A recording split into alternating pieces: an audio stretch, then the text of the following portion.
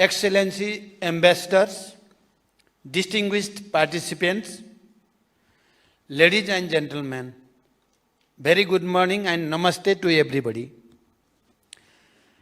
I am happy to be amongst you at this important event organized by the delegation of the European Union to Nepal in cooperation with the European Union Economic Chamber, Nepal, to mark the 50th anniversary of Nepal-European Union relation. I thank the organizer of this event for hosting such an important program under the theme which is timely and befitting as we are celebrating the special year. As we enter into 50 years of our diplomatic ties, we not only celebrate our past achievement, but also look into the future outlook with a renewed enthusiasm and commitment. This forum symbolizes the enduring partnership and shared aspirations between Nepal and European Union. As we gather in Kathmandu today, we are not merely commemorating a historic event, but also forging new pathways for deeper cooperation and greater prosperity for leveraging the untapped potential of our partnership. We look forward to deepening our ties through increased trade and investment, tourism, people-to-people relations, shared innovation, and for enduring friendship. Over the decades, our partnership with EU has evolved, adapting to the changing dynamics of the global economics and politics. As we celebrate these 50 years, we are also setting the stage for the next chapter of our economic partnership with the focus on sustainable development, green technologies, inclusive growth that align with our national priorities, the Sustainable Development Goals, and the Paris Agreement. Ladies and gentlemen, our journey of friendship and partnership over the 5 decades has been transformative.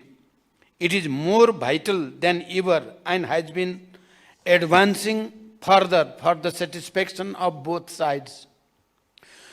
With the steadfast support of the European Union and its member states, Nepal has made significant strides in various sectors. We stand firm to welcome foreign investment from our friendly countries. We have taken significant strides, including legal reforms to create conducive investment climate and have simplified regulatory framework recently. Committed to reforming Nepal's economic landscape, the government of Nepal is effortful to enhancing the ease of doing business and attracting foreign direct investment. Such reforms and initiatives were designed to ensure that our legal framework are conducive to growth and compatible to sustainability objectives. It also aligns perfectly with the theme today as we unlock new opportunities in sectors like renewable energy, digital infrastructure, and sustainable tourism.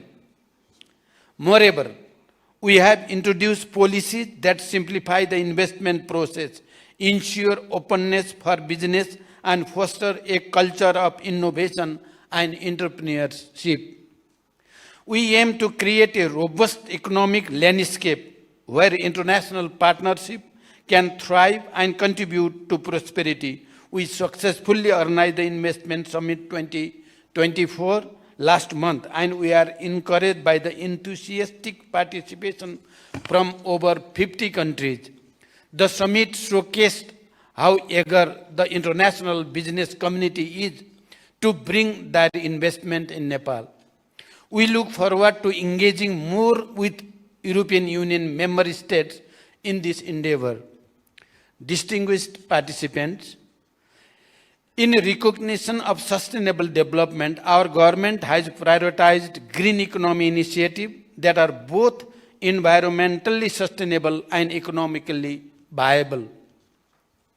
We are exploring renewable energy projects, sustainable agriculture practice, and green technology that align with our national interest and global environmental goal.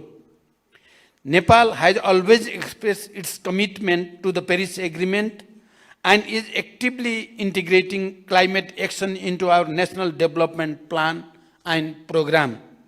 Nepal is committed to reach zero carbon scenario by 2045, despite resource and capacity gap and continued challenge posed by climate change despite a near zero contribution to it.